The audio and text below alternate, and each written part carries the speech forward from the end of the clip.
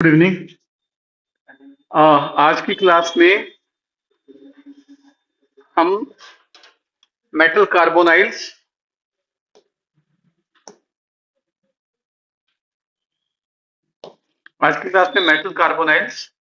Bonding in metal carbonyl और application of courier compounds को करेंगे।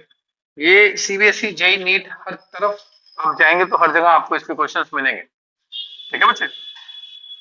देखिए, सबसे पहले हमने लास्ट क्लास में जब सीएफटी करी थी उसकी लिमिटेशन क्या है? Limitation of crystal field theory. देखो, क्रिस्टल फील्ड थ्योरी की सबसे पहली लिमिटेशन तो ये आती है कि ये लिगेंड्स को पॉइंट चार्जेस मानते हैं। ठीक है, ये हमने सीएफटी के इंट्रोडक्शन में बताया था। और यही पॉइंट चार्जेस इंटरैक्ट करते हैं लिगेंड के साथ, लिगेंड्स की इलेक्ट्रॉन डेंसिटी के साथ। तो अगर हम इस बात को 100% सही माने तो जो नेगेटिव लिगेंड्स होते हैं, नेगेटिव लिगेंड्स मस्ट इंटरैक्ट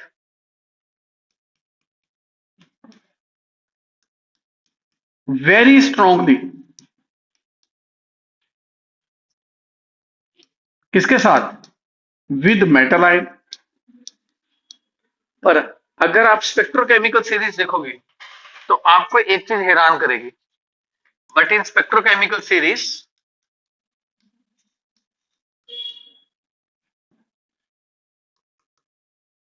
आप जानते हैं नेगेटिव लिगेंड्स की बारी कहां है? मैक्सिमम नेगेटिव लिगेंड पीछे है। क्या होती है स्पेक्ट्रोकेमिकल सीरीज? एक बार दोबारा से रिवाइज कर लेते हैं। CO CN, एनसीईआरटी में NO2 नहीं लिखा पर आप याद कर लेना, फिर EN, फिर अमोनिया, फिर EDTA। मैंने आपको कहा था इसी सीक्वेंस में याद करो। CO CN NO2 EN ammonia EDTA, CO CN nitro EN ammonia EDTA। NCERT में नहीं लिखा, फिर भी याद कर लेना क्योंकि एनसीईआरटी के बैक में क्वेश्चन है इसके ऊपर। फिर इसके बाद हमारा आता है thiocyanate, NCS thiocyanate, thiocyanate N donor atom होता है। फिर OH माइनस, फिर ऑक्सलेट, सॉरी यहां पे H2 आता है, फिर वाटर, फिर ऑक्सलेट, फिर OH माइनस, फिर हलाइड आयन शुरू होते हैं। हलाइड में एक बीच में सल्फाइड फिक्स होता है और सल्फाइड के बाद क्लोराइड और क्लोराइड के बाद थायोसाइनेटो S और फिर ब्रोमाइड और आयोडाइड। अब मैंने सीरीज आपके सामने जान के दोबारा बनाई ताकि आपको याद भी हो जाए, पहले मैंने कोशिश कर दी याद कराने की, पर आप इस सीरीज को जरा ध्यान से देखो। Negative negative negative negative negative negative, सारे नेगेटिव तो पीछे हैं। तो अगर हम नेगेटिव लिगेंड्स को माने इंटरेक्ट करते हैं with electron density of metal ion, तो नेगेटिव लिगेंड्स को तो स्ट्रॉन्ग लिगेंड की कैटेगरी में होना चाहिए था, और मैक्सिमम नेगेटिव लिगेंड कहां है स्पेक्ट्रोकेमिकल सीरीज में? पीछे, वीक लिगेंड माना गया उनको। तो ये एक लिमिटेशन होती है। इसके सेकंड लिमिटेशन ये निकल के आती है कि it CFT does not consider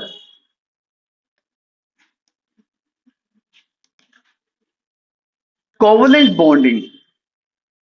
जो कोवलेंट बॉन्डिंग होती है between ligand and metal ion, ये मेटल आयन और लिगेंड के बीच की कोवलेंट बॉन्डिंग को कंसिडर नहीं करती। दो एनसीईआरटी में लिखी है लिमिटेशंस, अब दो ही याद करो। एनसीईआरटी ने एक लाइन और लिख दी है कि और जो लिमिटेशन है वो आपके लेवल की नहीं है, बियॉन्ड योर स्कोप। एनसीईआरटी में लाइन लिखी हुई है, तो दो लिमिटेशन एनसीईआरटी में, इसको याद कर लेना। आगे बढ़ते हैं। इसके बाद नेक्स्ट टॉपिक आता है मेटल कार्बोनाइल्स का। देखिए, मेटल कार्बोनाइल्स में metal is directly bonded with carbon monoxide as a ligand through carbon as a donor atom. मतलब इसमें डोनर एटम कौन हो जाता है? कार्बन। कार्बन मोनोक्साइड का कार्बन अपना लोन पेयर डोनेट करता है मेटल आयन को। अब यहां पे दो सवाल बनते हैं। सवाल number 1, example of metal carbonyl and their shape. सवाल number 2, bonding in metal carbonyl. पहले काम करते हैं, एग्जांपल और उनकी शेप कर लेते हैं। सबसे पहले एग्जांपल आता है tetra carbonyl nickel 0, shape tetrahedral. Carbon as a donor atom, carbon as a donor atom, पहले डोनर एटम बनाते हैं, फिर आप दूसरा एटम बना दो, कोई टेंशन नहीं। और इसकी हमने हाइब्रिडेशन डिस्कस करी थी, sp3 आई थी, ठीक है। इसकी हाइब्रिडेशन याद है, sp3 आई थी। ये डायमैग्नेटिक था, पैरामैग्नेटिक था? ये डायमैग्नेटिक था, क्योंकि इसने सारी इलेक्ट्रॉन की पेयरिंग कर दी थी। इसने एस के इलेक्ट्रॉन को बिठा के डी में डाल दिया था और sp3 हाइब्रिडेशन कर दी थी। वो लेक्चर जाके देख सकते हो, बड़ा इंपॉर्टेंट केस है। अगर इसकी बॉन्डिंग डिस्कस करना आए तो वो सारा केस लिखने हैं आपने। फिर इसके बाद आता है penta carbonyl iron zero, penta carbonyl iron zero, shape trigonal bipyramidal. सबसे पहले क्या बनाते हैं बच्चों, डोनर एटम, ताकि गलती ना हो, फिर दूसरे एटम बनाते रहना। Shape trigonal bi pyramidal. Chromium के साथ आपको याद होगा, जब मैं EAN रूल करा रहा था तो मैंने कहा था इसके 6 आते हैं, हेक्सा कार्बोनिल क्रोमियम जीरो, तो ऑक्टाहेड्रल शेप, इसको तो जरूरत ही नहीं है बनाने की, एक फॉर्मेलिटी रह जाती है बनाना। पहले डोनर एटम बनाओ, फिर ऑक्सीजन को लगा दो, ऑक्टाहेड्रल। इसके बाद दो और केस दे रखी है एनसीईआरटी में, एक है deca carbonyl di manganese zero. क्या नाम बोला मैंने, deca carbonyl di manganese zero. इसके अंदर मैंगनीज जो है, इसके अंदर दो स्क्वायर पिरामिडल शेप आती हैं, वो आपस में ब्रिजिंग करती हैं Mn के थ्रू, मतलब Mn एक ब्रिजिंग एटम बन जाता है, और स्क्वायर पिरामिडल यहां, स्क्वायर पिरामिडल यहां। जरा देखते हैं कैसे। 6 बोर्ड ये बनाएगा, 6 ये बनाएगा, 2 बना चुका है।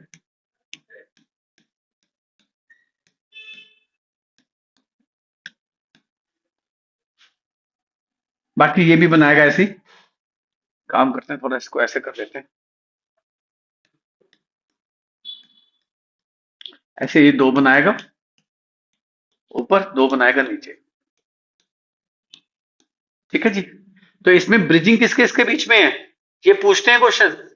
Mn की Mn से ब्रिजिंग होती है, Mn बॉन्ड इसके अंदर एक होता है, ठीक है।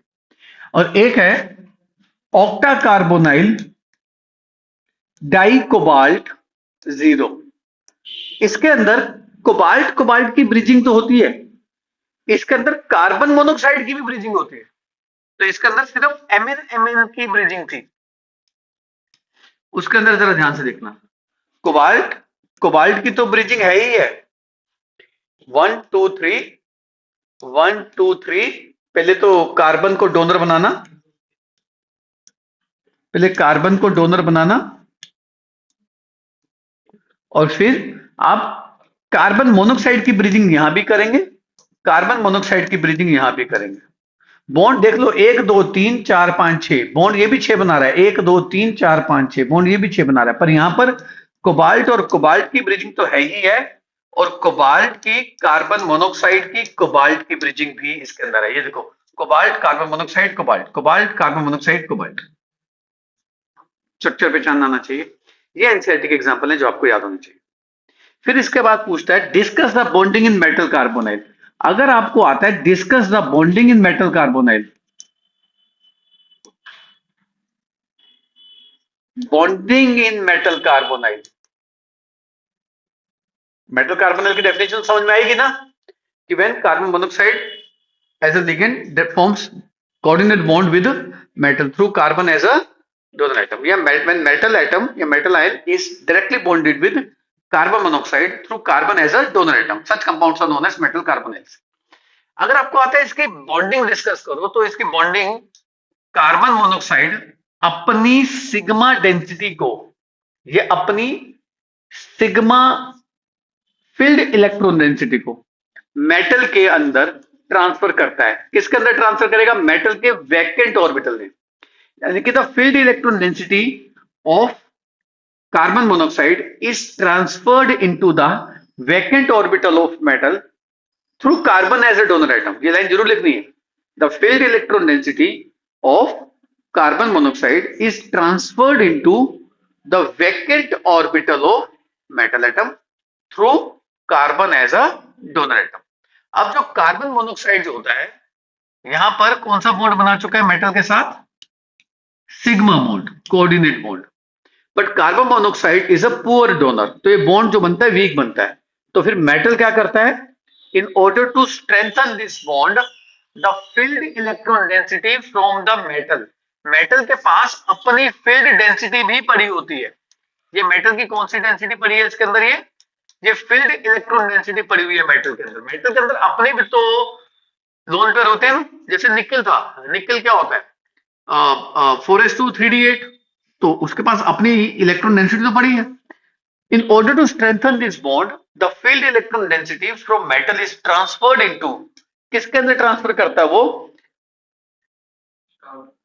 कार्बन मोनोऑक्साइड के, कार्बन मोनोऑक्साइड के वैकेंट पाई स्टार, ये कौन सा ऑर्बिटल है? Vacant pi star anti bonding molecular orbitals.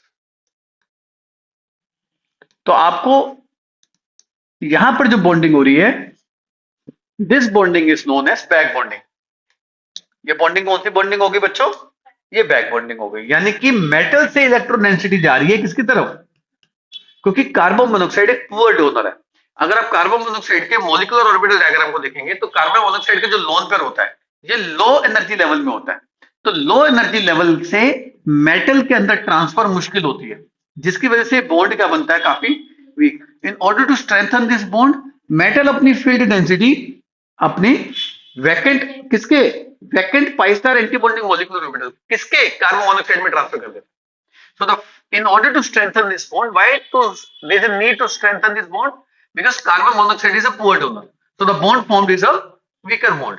So आप क्या लिखेंगे? In order to strengthen this bond, the field electron density from metal is transferred into the vacant pi star antibonding molecular orbital of carbon monoxide to form back pi bond.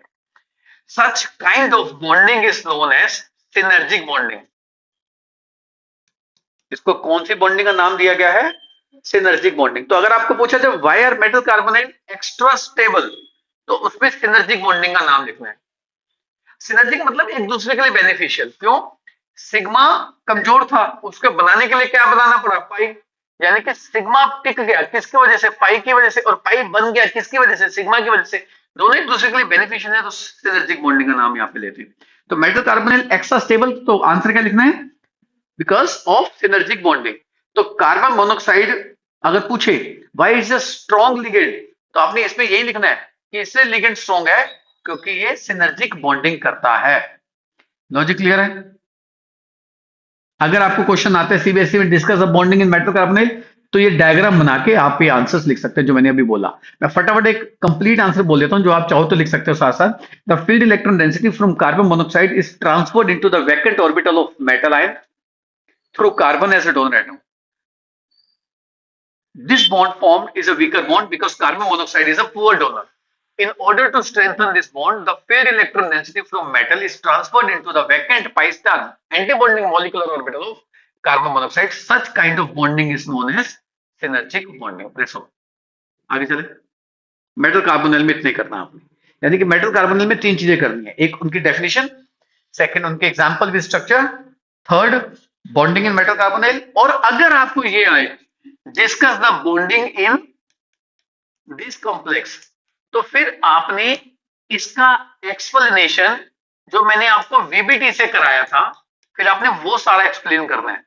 उसमें nickel बनाना है, nickel का configuration लिखना है, फिर S के electron उठा के D में डालना है, फिर sp3 हाइब्रिडेशन लिखा, सारा वही केस जो आपको कराया है। तो कई बार क्या होता है, पूछते हैं discuss the bonding in tetra carbonyl nickel, बच्चा ये लिख देता है, नहीं लिखनी। या कई बार कहते हैं कि discuss the bonding in metal carbonyl, ये बना के लिखना था और बच्चा ये लिख देता है। तो बी केयरफुल, ठीक है। हाँ, इसके बाद जो अब टॉपिक बचता है वो टॉपिक सीबीएसई में चाहे इतना इंपॉर्टेंट होना हो, आप जेई नीट की हिस्ट्री निकाल के देखिए, हर साल उसमें से क्वेश्चन आता है। तो आप इसको हल्के से मत लेना। जो बच्चा सीयूईटी जेई नीट की तैयारी कर रहा है उसको तो मैं कहूंगा इसको अच्छे से 2-3-4 बार रिवाइज कर ले अपने हर एग्जाम से पहले। सीबीएसई में भी आ सकता है, मैं मना नहीं कर रहा, चांस कम है पर आ सकता है। और देखते हैं टॉपिक।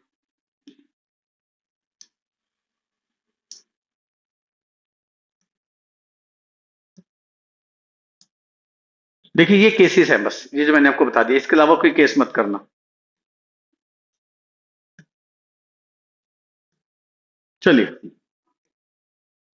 यहां से आपने करना है एप्लीकेशन ऑफ कोऑर्डिनेट कंपाउंड्स, ठीक है मेरे बच्चों।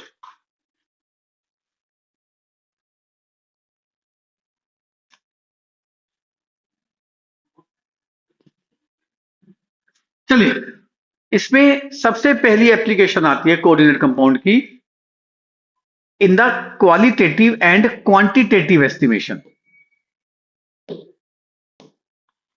इन qualitative and quantitative chemical analysis. Qualitative का मतलब होता है जैसे आप स्कूल में सॉल्ट एनालिसिस करते हो, जिसमें आप पता लगाते हो कि इसमें कैल्शियम आयन है, मैग्नीशियम आयन है, नाइट्रेट आयन है, वो क्वालिटेटिव एनालिसिस होता है। क्वांटिटेटिव एनालिसिस होता है कि भी अगर कैल्शियम आयन है तो कितना है, अगर मैग्नीशियम आयन है तो कितना है, उसको क्वांटिटेटिव एनालिसिस कहते हैं। यानी कि कोऑर्डिनेट कंपाउंड क्वालिटेटिव और क्वांटिटेटिव दोनों में अच्छे खासे तरीके से इस्तेमाल होते हैं। इसमें आपका सबसे पहला एग्जांपल देता है एनसीईआरटी वाला ईडीटीए।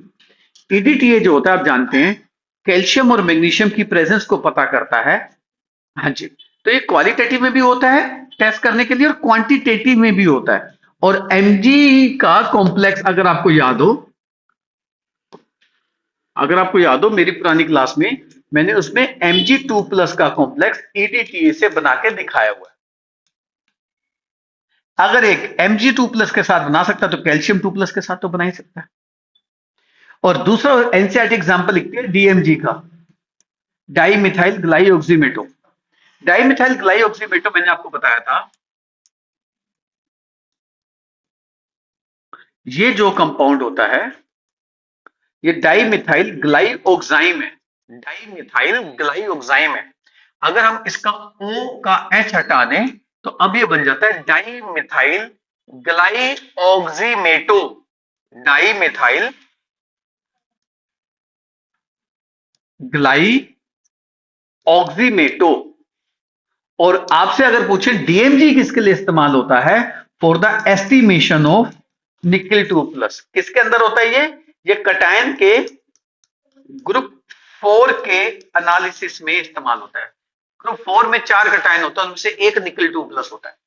निकल 2+ के साथ डीएमजी कॉम्प्लेक्स बनाता है। मैं दोबारा से बना के दिखाया था कैसे बनाता है, और देख लो। आ जाओ, निकिल जो होता है स्क्वायर पिनल कॉम्प्लेक्स बनाता है। एन और एन डोनर एटम होते हैं, एन और एन डोनर एटम होते हैं। एन के साथ double bond C, double bond C, C C आपस में जुड़े हुए हैं, दोनों के पास एक एक क्या लगा होता है, मिथाइल। फिर ऐसे इधर N bond C, N double bond C, C और सी जुड़े होते हैं, इनके पास आपस में क्या लगे होते हैं, मिथाइल। और यहां पर O- और OH है, तो एक के पास O- और एक के पास OH है। आप एक काम करना, इसके पास O- नीचे बनाना और इधर OH बना देना। अब ये O और H आपस में क्या करने लग जाते हैं, हाइड्रोजन बॉन्डिंग, और ये O और H आपस में क्या करने लग जाते हैं, हाइड्रोजन बॉन्डिंग। और ये अपनी चिलेशन तो कर ही रहा है और हाइड्रोजन बॉन्डिंग से भी चिलेशन करने लगता है, यानी कि एक चिलेटिंग लिगेंड हो गया। और जो भी लिगेंड पॉलीडेंटेट होता है, मतलब मोनोडेंटेट के अलावा, वो सब चिलेटिंग लिगेंड तो होती है। और ये रोसी रेड कलरेशन का कंपाउंड बनता है। रोसी रेड या रोज का जो कलर होता है उस रेड कलरेशन का कॉम्प्लेक्स बनता है। तो आपने इसमें ध्यान रखना है, जो डीएमजी निकल 2+ के साथ कॉम्प्लेक्स बनाता है उसके अंदर कोऑर्डिनेट बॉन्ड तो है ही है, उसके अंदर हाइड्रोजन बॉन्ड्स भी होते हैं। सीबीएसई नहीं पूछेगी इसको, जे नीट में आ सकता है। ठीक है, तो आपको कितने क्वालिटेटिव एनालिसिस में क्या क्या याद करना है।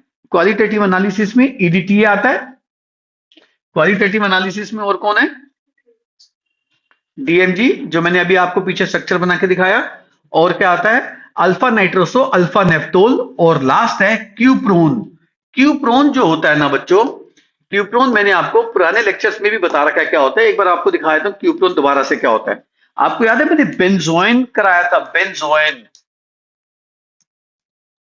बेंजोइन क्या होता है, C double bond O, C O H, this is benzoin. ठीक है जी। बेंजोइन कंडेंसेशन जब करा रहा था उसके अंदर था ये। और जब ये बेंजोइन का कंपाउंड NH2OH के साथ रिएक्ट करता है, यानी कि O और H2 वाटर निकल जाता है, तो ये C double bond O NOH CHOH, और जब इसका H अनायनिक फॉर्म में आ जाता है, H निकलने के बाद अनायनिक फॉर्म में आ जाता है, तो ये एक लिगेंड बन जाता है, इसको क्यूप्रोन कहते हैं। और इसकी एसोसिएशन किसके साथ होती है? विद कॉपर 2+ के साथ चिलेशन करता है जाके, ठीक है। पर आपने इतनी डिटेल में नहीं करना है, एनसीईआरटी ने इसका नाम ही लिखा, बस स्ट्रक्चर तो लिखा ही नहीं। और ये जो लिखा है अल्फा नाइट्रोसो अल्फा नेप्टोल, ये जो होता है ये कॉपर 2+ Fe2+ की एस्टिमेशन के लिए होता है, ठीक है जी। तो EDTA किस किस की एस्टिमेशन के लिए हो गया? EDTA is for the estimation of calcium 2+ और मैग्नीशियम 2+, क्वालिटेटिव क्वांटिटी दोनों करता है। DMG for the estimation of nickel 2+, qualitative और रोज रेड कलर का प्रेसिपिटेशन करता है, कलरेशन करता है, sorry. Alpha nitroso alpha naphthol copper 2+ Fe2+ की एस्टिमेशन के लिए होता है, क्यूप्रोन कॉपर 2+ की एस्टिमेशन के लिए होता है।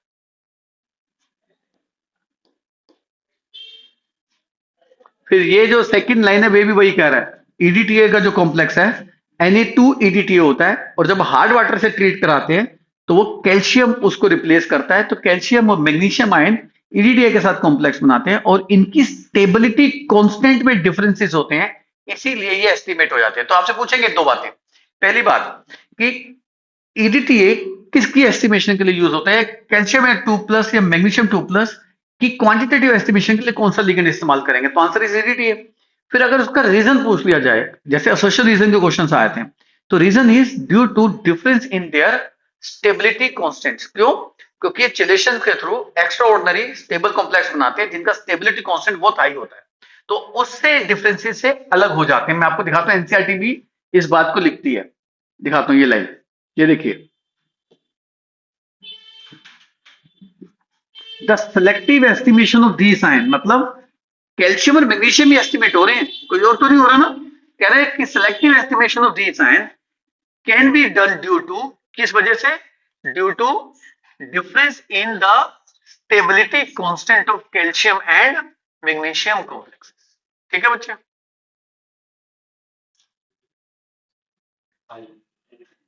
समझ गया वो क्या कर रहा हूं? रिफ्लेक्शन आ रहा है आंख में। हाँ जी, तो ये बात समझ आ गई? कर लोगे बच्चे? हाँ, नेक्स्ट आती है, ये बड़ी इंपॉर्टेंट है। सीबीएसई में तो चाहे ना है, जेई नीट में आ सकती है, पर सीबीएसई में भी आ सकती है क्योंकि एनसीईआरटी में देखा है। Coordinate compound copper, sorry, coordinate compound जो होते हैं वो सिल्वर और गोल्ड की लीचिंग में इस्तेमाल होते हैं। आओ बताते हैं लीचिंग क्या होती है। मान लो हमें गोल्ड मिला। गोल्ड जो होता है ना बच्चे, ये फ्री फॉर्म में मिलता है, मतलब धरती के नीचे कंबाइंड फॉर्म में नहीं मिलता, फ्री फॉर्म में मिलता है, किसी से जुड़ा नहीं होता।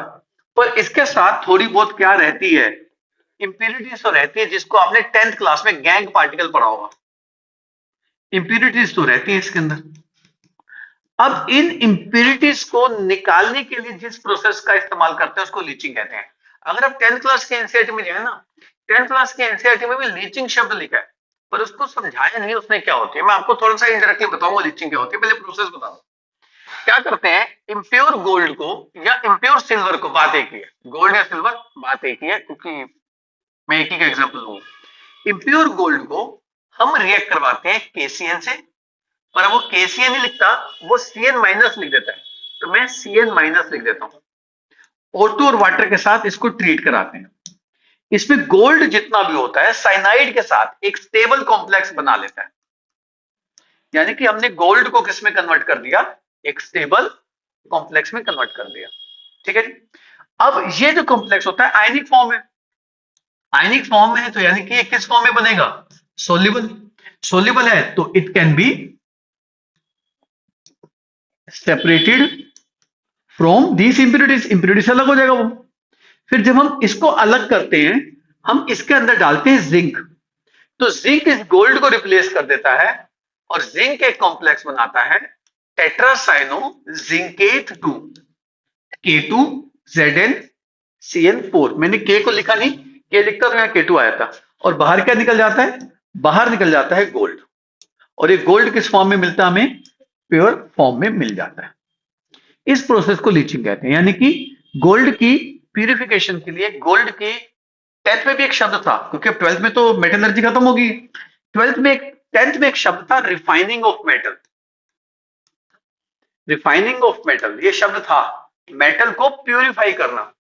तो रिफाइनिंग ऑफ सिल्वर और gold can be done using leaching. और लीचिंग में क्या बन रहा है? यहां पर एक कोऑर्डिनेट कंपाउंड ही बन रहा है, सेम ऐसे सिल्वर, जहां जहां गोल्ड है वहां सिल्वर लगा। तो अब क्वेश्चन क्या आ सकता है? क्वेश्चन आ सकता है डिस्कस द, सीबीएसई क्या पूछ सकती है? Discuss the application of coordinate compound in metallurgy. तो एग्जांपल दे देना, ठीक है। दूसरा, जे नीट में क्या आ सकता है? गोल्ड या सिल्वर को लीच करने के लिए या गोल्ड या सिल्वर को प्यूरिफाई करने के लिए कौन सा कॉम्प्लेक्स बनता है? तो answer is AuCN2 whole minus. और किससे डिकम्पोज होता है? जिंक से उसको डिकम्पोज करते हैं, ठीक है बच्चे, एक्सचेंज हो जाते हैं। हाँ, लीचिंग क्या होती है? मैं आपको लीचिंग आम शब्दों में समझाता हूं। लीचिंग में क्या करते हैं? जिसको हमने निकालना होता है उसको हम किसी से रिएक्ट करवा के एक कंपाउंड में कन्वर्ट कर देते हैं, फिर उस कंपाउंड को किसी और चीज से रिएक्ट करके उसको रीजनरेट कर लेते हैं। तो अगर वही चीज रीजनरेट हो जाए, जहां से चले थे वहीं पहुंच जाओ, तो इसको लीचिंग कहते हैं। मतलब चले थे गोल्ड से, प्लस में क्या थी? इंप्योरिटीज। तो उस इंप्योरिटीज को हटाने के लिए हमने उसका एक कॉम्प्लेक्स बनाया, आयनिक कॉम्प्लेक्स। फिर उस आयनिक कॉम्प्लेक्स के अंदर जिंक डाल के वापस गोल्ड को रीजनरेट कर लिया। This process is known as leaching. Clear है बच्चे? हो जाएगा। ऐसे सिल्वर के साथ कर लेना। क्लियर है? तो एमसीक्यू में ये आ सकता है कि गोल्ड की लीचिंग करने के लिए क्या क्या इस्तेमाल करते हैं? KCN O2 वाटर, और कौन सा कॉम्प्लेक्स बनता है? AuCN2 होल माइनस, और किससे उसको रिप्लेस करते हैं? जिंक। सारी बातें बतानी चाहिए। This entire process is known as leaching, refining of pure gold. ठीक है बच्चे? सिल्वर भी कर सकते हैं इसके अंदर। अच्छा, देखो एनसीईआरटी ना कई बार इसी चीज से हमें निराश करती है। वैसे कितनी बढ़िया किताब है, इसका कोई मुकाबला नहीं है। अब देखो एनसीईआरटी क्या कह रही है? Some important extraction process of metals like those of silver and gold make use of complex formation. एक लाइन में लिख दिया उसने। Gold for example combined with cyanide.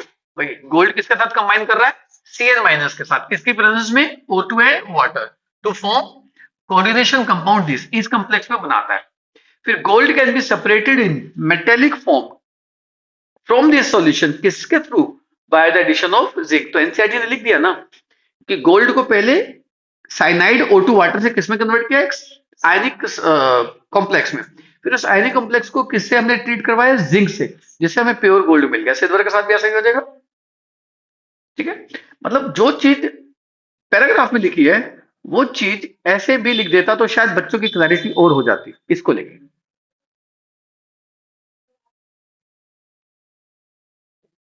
हाँ जी। हाँ, फिर इसके बाद आती है निकिल की रिफाइनिंग। मैं आपको निकिल की रिफाइनिंग भी समझा देता हूँ, इसी पेज पे समझा देता हूँ, फिर मैं आपको एनसीईआरटी से मार्क करा दूंगा। निकिल की रिफाइनिंग में क्या होता है? देखो निकिल की रिफाइनिंग में क्या होता है, जब निकिल की मेटलर्जी की प्रोसेस चल रही होती है तो निकिल को डिफरेंट स्टेजेस से रिफाइन करते हैं। जैसे आपने 10th में पढ़ा था, एक्सट्रैक्शन की डिफरेंट स्टेजेस होती हैं। जैसे सबसे पहले कंसंट्रेशन ऑफ ओर होता है, फिर कैल्सिनेशन रोस्टिंग करते थे किसी की, फिर रिडक्शन करते थे, अगर आपको याद हो।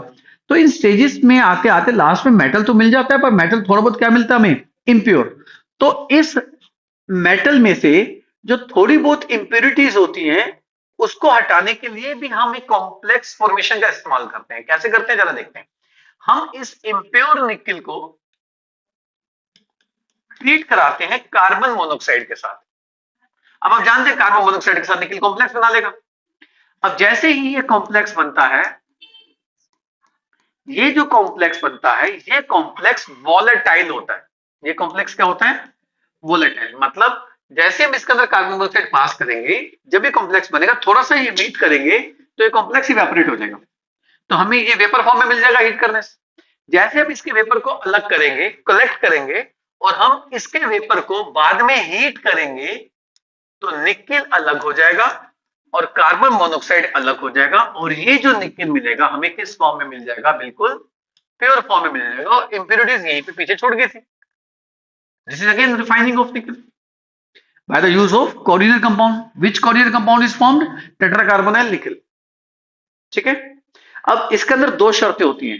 पहली शर्त ये होती है कि ये जो कंपाउंड बने ये वोलेटाइल हो, the compound formed must be volatile, और दूसरी द कंपाउंड जो कंपाउंड बना है must be easily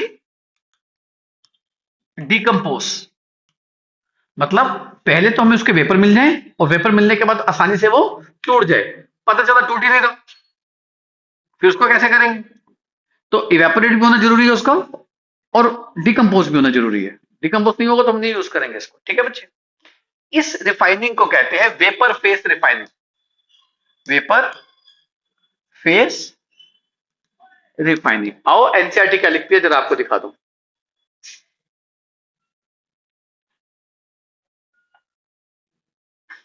Purification of metal can be achieved through the formation of subsequent decomposition of their coordinate compound। देखो एक ही लाइन में सारी बात कह दी। देखो दोबारा से देखो, प्यूरिफिकेशन ऑफ मेटल यानी कि निकल can be achieved through the formation, formation मतलब पहले उसका कॉम्प्लेक्स बनाया, and subsequent decomposition of the coordinate compound. मतलब कह रहा है कि मेटल का पहले हमने कंपाउंड बनाया कोऑर्डिनेट, फिर उसको डिकम्पोज करा दिया। एक लाइन में सब कुछ बोल दिया, बच्चा समझेगा कहां से? तो समझ में? एग्जाम्पल देखो क्या दे रहा है एनसीईआरटी वाला। For example, the pure nickel is converted into tetracarbonyl nickel which is decompose to yield pure. Vapour phase refining कहते हैं इसको। आगे चले। हाँ, फिर आता है बायोलॉजिकल इंपॉर्टेंस। अगर आपको आए, ये बात हम पहले कर चुके हैं, अगर आपको याद हो। पहला एग्जाम्पल आपने याद करना है vitamin B12, cyanocobalamin. Vitamin B12 का नाम क्या है? साइनोकोबालामिन। अब एक बात बता दो, एनसीईआरटी में अगर आपने बायो मॉलिक्यूल किया है, उसमें विटामिन का टेबल किया है, विटामिन के टेबल में उसने विटामिन B1 का नाम लिखा है थायमीन, विटामिन B2 का नाम लिखा है राइबोफ्लेविन, विटामिन B6 का नाम लिखा है पायरोडॉक्सिन। उसने विटामिन B12 का नाम नहीं लिखा एनसीईआरटी में, पर विटामिन B12 का नाम उसने यहां लिखा हुआ है विटामिन B12 साइनोकोबालामिन। यानी कि जो भी सीबीएसई की भी तैयारी कर रहे हैं, जे नीट की तैयारी कर रहे हैं, उनको मैं जरूर सलाह दूंगा विटामिन B1, B2, B6 और B12 का नेम जरूर याद करके जाएं। B1, B2, B6 का एनसीईआरटी के टेबल में लिखा हुआ है बायोमोलिक्यूल में विटामिन की, और B12 का नाम ये लिखा हुआ है साइनोकोबालामिन। हाँ, मिथाइल भी होता है पर साइनोकोबालामिन को दिक्कत थी, तो जिससे एनीमिया हो जाता है, आरबीसी डेफिशिएंसी हो जाती है ब्लड के अंदर। ठीक है जी। तो एक तो याद करो, ये किसका कॉम्प्लेक्स होता है? कोबाल्ट 3+ का। तो बायोलॉजिकल सिस्टम में विटामिन B12 जो है हमारी बॉडी के अंदर किसका कॉम्प्लेक्स है? कोबाल्ट 3+ का। नाम क्या है? साइनोकोबालामिन। दूसरा हीमोग्लोबिन। हीमोग्लोबिन में दो शब्द होते हैं, हीम और ग्लोबिन। ग्लोबिन तो प्रोटीन पार्ट हो गया, हीम आयरन का कंपाउंड हो गया, वो Fe2+ का एक कोऑर्डिनेट कंपाउंड होता है। तो दो हो गए, Fe2+ का हीमोग्लोबिन और कोबाल्ट 3+ का साइनोकोबालामिन, विटामिन B12। और क्लोरोफिल, क्लोरोफिल किसका कॉम्प्लेक्स होता है? Mg2+ का। तो तीन कॉम्प्लेक्स याद कर लो, तीनों के मेटल याद कर लो with their oxidation state. Biological system CBSE में पूछे तो ये तीन एग्जांपल लिख देना, जे नीट में है तो आप डायरेक्ट आंसर दे सकते हैं। ठीक है जी। और एनसीईआरटी में ना एक लाइन और लिखी हुई है, ये देखो, ये बायो वालों को पता होती है ये वाली line, coordinated metal ion and their enzymes like carboxypeptidase A and carbonic anhydrase catalyze the biological system। Biological system में जो कैटलिस्ट करते हैं उसके एग्जांपल दे रखे हैं, याद कर लेना, carboxypeptidase A and carbonic anhydrase. ठीक है जी। तो कितने एग्जांपल हो गए इसके अंदर? 5। कौन कौन से? Vitamin B12, haemoglobin, chlorophyll, carboxypeptidase A and carbonic anhydrase. कहां पे करते हैं? Catalyst in biological system. आगे चले। नेक्स्ट, बहुत इंपॉर्टेंट है ये, अगर आप जे नीट की हिस्ट्री उठा के देखें तो कई बार आया, सीबीएसई से शायद एक आध बार पूछा होगा। इस कैटलिस्ट को अच्छे से याद कर लो, विल्किंसन कैटलिस्ट। क्या होता है Wilkinson catalyst? Triphenyl phosphate rhodium chloride. इसने थोड़ा सा उल्टा लिखा हुआ है, रोडियम के साथ, जो रोडियम के साथ एक Cl है और PPH3 होल थ्राइस है।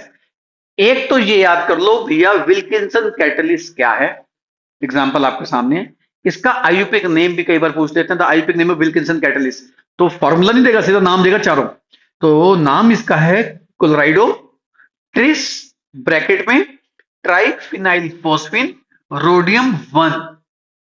दूसरी चीज पूछेगा what is the oxidation state of rhodium in Wilkinson catalyst, answer +1। फिर तीसरी बात, चौथी बात आपसे पूछेगा what is the use of Wilkinson catalyst, hydrogenation of alkenes. Alkene की जब हाइड्रोजनेशन होती है, हाइड्रोजन का एडिशन कराते हैं, इस कैटलिस्ट इंडस्ट्री में इस्तेमाल होता है। तो क्या क्या याद करना है बच्चों आपने इसके बारे में? सबसे पहला formula of Wilkinson catalyst. Formula याद होगा तो नेमिंग आप अपने आप कर दोगे, तो नेम मत याद करके जाना, फॉर्मूला याद करके जाना। Next oxidation state of rhodium, next use of Wilkinson catalyst. तो ये अगर सीबीएसई में आए और पूछे give in one industrial application of coordinate compound, Wilkinson catalyst की दे सकते हैं फॉर्मूले के साथ और उसके यूज के साथ। हाँ जी, अब इसमें वो कह रहा है नेक्स्ट पॉइंट में कि जैसे आर्टिकल्स होते हैं जिसपे सिल्वर या गोल्ड की प्लेटिंग करनी होती है, उसमें भी हम क्या यूज करते हैं, ऐसे कॉम्प्लेक्स AgCN2 होल माइनस, उन लोशन को उसके ऊपर अप्लाई करते हैं और उसको रिप्लेस करवाते हैं। तो एक तरह से वही बात है, इसको ज्यादा जरूरत नहीं करने की। Next photography. देखो फोटोग्राफी बहुत बदल चुकी है, मतलब जो वो एग्जाम्पल लिख रहा है ना, वो दौर खत्म हो चुका है फोटोग्राफी का, पर उसने लिखा तो हमें तो करना ही पड़ेगा। पहले अब जो फोटोग्राफी आप मोबाइल से करते हो, डिजिटल फोटोग्राफी करते हो, डिजिटल कैमरास आते हैं, DSLR आते हैं। उससे पहले कैमरा रोल वाले आते थे, कलर फोटोग्राफ बनती थी। उससे पहले ब्लैक एंड व्हाइट फोटोग्राफी होती थी। ये जो एग्जांपल लिखा है ब्लैक एंड व्हाइट फोटोग्राफी के बारे में लिखा है, उसमें क्या करते हैं हम AgBr को हाइपो सॉल्यूशन के साथ रिएक्ट कराते हैं, Na2H2O3, इसको हाइपो सॉल्यूशन कहते हैं। इसके अंदर एक कॉम्प्लेक्स में कन्वर्ट होता है AgH2O3 ट्वाइस 3-। इस कंपाउंड से फिक्सिंग होती थी, फोटोग्राफ फिक्स होती थी। Black and white photograph, colour नहीं। मतलब दौर खत्म हो गया, क्वेश्चन अभी भी डाला हुआ है, पर कोई बात नहीं। क्वेश्चन क्या करना है, नंबर 1 हाइपो क्या होता है, नंबर 2 इन दोनों की रिएक्शन से क्या बनता है, नंबर 3 फोटोग्राफी में जो कंपाउंड बनता है जो फोटोग्राफ को फिक्स करता है उसका फॉर्मूला क्या है, उसके अंदर सिल्वर की ऑक्सीडेशन स्टेट क्या है +1, द आईयूपीएक नेम क्या होगा उस कॉम्प्लेक्स का जो फोटोग्राफी में फिक्सिंग का काम करता है, डाई थायोसल्फेटो अर्जेंटेट 1। अर्जेंटेट 1 क्यों कहा, सिल्वर की ऑक्सीडेशन स्टेट 1 है, ऑक्सीडेशन स्टेट 1 अपने निकालना, नेमिंग में पहले करा चुका हूं। तो इसमें क्या क्या क्वेश्चन आ सकते हैं, सिल्वर ब्रोमाइड की किसके साथ रिएक्शन करके फिक्सिंग कंपाउंड बनाते हैं, हाइपो के साथ। हाइपो का फॉर्मूला याद होना चाहिए। दूसरा फिक्सर जो बनता है, जो फोटोग्राफ को फिक्स करता है, उसका फॉर्मूला क्या है, उसकी सिल्वर की ऑक्सीडेशन स्टेट क्या है और उसका नाम क्या है, डाइथायोसल्फेटो अर्जेंटेट 1। आगे चले। अब देखो एनसीईआरटी क्या करती है, सीधी बात कर देगी, दिखाता हूं। मतलब इससे खूबसूरत किताब नहीं है कोई, पर अगर आप इसकी लाइन को पढ़े तो कम से कम एक लाइन को लगता है 2-3 बार पढ़ना पड़ेगा। मैं आपको दिखाता हूं क्या कर रहा है वो इन ब्लैक एंड व्हाइट फोटोग्राफी। आपको एक बात और बताऊं, आपने 10th की एनसीईआरटी पढ़ी हो ना, साइंस की 10th की एनसीईआरटी में जो पहला चैप्टर है उसमें एक टॉपिक आता है टाइप ऑफ केमिकल रिएक्शन, उसमें एक टॉपिक आता है डिकम्पोजिशन रिएक्शन। उस डिकम्पोजिशन रिएक्शन में 3 सब टॉपिक होते हैं कि decomposition is of 3 types, thermal decomposition, electrical decomposition and photochemical decomposition. Photochemical decomposition में उसने ये बात लिखी हुई है in black and white photography AgCl AgBr are used. उसने भी ब्लैक एंड व्हाइट फोटोग्राफी की बात करी है, यहाँ पे ब्लैक एंड व्हाइट फोटोग्राफी की बात कर रहा है। और दिखाता हूं क्या क्या कह रहा है, in black and white photography the developed film is fixed by washing with hypo solution, सीधा कह दिया हाइपो के साथ, which dissolve the undecomposed AgBr to form this complex। सीधी शब्दों में बात कह दी, जो समझना समझ लो। क्लियर है, आगे चले। हाँ जी, देखिए अब जो लास्ट टॉपिक आता है वो आता है चिलेशन का। देखो मेटल टॉक्सिसिटी का, देखो ह्यूमन बॉडी में, प्लांट लाइफ में मेटल टॉक्सिसिटी हो सकती है, मतलब एक्सेसिव यूज ऑफ मेटल हो सकता है बॉडी के अंदर चला जाए। पर उस एक्सेसिव मेटल को निकालने के लिए हम लिगेंड का इस्तेमाल करते हैं, जो मेटल के साथ जाके चिलेशन करता है, स्टेबल कॉम्प्लेक्स बनाता है, और इतना स्टेबल होता है बॉडी इसके साथ मेटाबोलाइज नहीं कर पाती, बॉडी उसको एक्सक्रीट कर देती है। मेरा समझा? मेटल एक्सेस में बॉडी में चला गया, इसने फालतू कॉपर खा लिया, फालतू जिंक खा लिया, फालतू खंड की मेडिसिन तो लोग बिना पूछे डॉक्टर से खाते रहते हैं, जिंक खाते रहो, कॉपर खाते रहो, फूट पटांग के मल्टीविटामिन खाते रहो, तो मेटल एक्सेस हो गई, मेटल एक्सेस हो गई। अब मेटल एक्सेस से बीमारियां होती हैं गंभीर। अब उसको निकालने के लिए डॉक्टर का इस्तेमाल करते हैं चिलेटिंग लिगेंड्स। चिलेटिंग लिगेंड के एग्जांपल याद करने हैं आपको, इंपॉर्टेंट है, आ सकते हैं। लेड की पॉइजनिंग, लेड की पॉइजनिंग तो ईडीटीए यूज कर देता है। तो लो जी, ईडीटीए के यूज क्या हो गए? कैल्शियम 2+ और मैग्नीशियम 2+ की qualitative analysis, quantitative analysis, right? Quantitative analysis से कैसे सेपरेट कर देते हैं? क्योंकि उनके differences in the stability constant पीछे याद कराया था। दूसरा उसका यूज हो गया ईडीटीए का, लेड पॉइजनिंग, मतलब बॉडी के अंदर लेड पॉइजनिंग हो जाए, लेड एक्सेस में हो जाए, तो कौन सा लिगेंड इस्तेमाल करेंगे? ईडीटीए, चिलेटिंग लिगेंड है, बॉडी से बाहर कर देगा लेड को। दूसरा, कॉपर वगैरह की पॉइजनिंग हो जाए तो फिर क्या यूज करेंगे? उसका आंसर है डी पेनिसिलिन, डी पेनिसिलामाइन, ये लिखा, डी, हाँ जी, D penicillamine and desferrioxamine B, दो याद कर लेना, D penicillamine and desferrioxamine B, याद हो जाएंगे। कॉपर और आयरन की रिमूव करते हैं चिलेटिंग लिगेंड। तो अगर आपसे पूछा जाए बॉडी के अंदर कॉपर या आयरन की पॉइजनिंग हो जाएगी, एक्सेस हो गई, तो उसको किससे रिमूव कराएंगे? Answer is D penicillamine and desferrioxamine B, याद हो जाएंगे जी। और आगे क्या लिखता है? EDTA is use in the treatment of lead poisoning भी लिखता है। और आगे लास्ट पहले बता रखा है मैंने, सिस्प्लेटिन, बॉडी के अंदर जो कैंसर के सेल होते हैं, ट्यूमर के सेल होते हैं, उनके साथ जाके एक ऐसी दवाई होती है, उनको बाइंड कर देती है, और उसका एग्जांपल होता है सिस्प्लेटिन। आपको पता होगा सिस्प्लेटिन में प्लेटिनम के साथ 2 अमोनिया और 2 क्लोरीन होते हैं, इसका नाम है प्लेटिन। इसके 2 ज्योमेट्रिकल आइसोमर होते हैं, एक होता है सिस और एक होता है ट्रांस। जो इसका सिस होता है वो इस फॉर्म में होता है, ClCl अमोनिया अमोनिया, और जब ये सिस फॉर्म में होता है तभी जाके ये ट्यूमर सेल के साथ जाके बाइंड होता है और बॉडी से एक्सक्रीट होता है। तो आपसे पूछा जाए कैंसर के इलाज के लिए कौन सी ड्रग यूज करी जाती है? सिस्प्लेटिन। कॉपर और आयरन की एक्सेस के लिए बॉडी के अंदर कौन सी ड्रग यूज करी जाती है? D penicillamine and desferrioxamine B. Lead की पॉइजनिंग के लिए क्या इस्तेमाल किया जाता है? ईडीटीए। तो ये आप याद कर सकते हैं। तो एक एक शब्द जो है इसका बहुत इंपॉर्टेंट है, आप इसको अच्छे से कर सकते हैं। बाकी नोट से रिलेटेड कोई डाउट हो तो आप मुझे इस नंबर से कांटेक्ट कर सकते हैं, विमल सर 9811232145।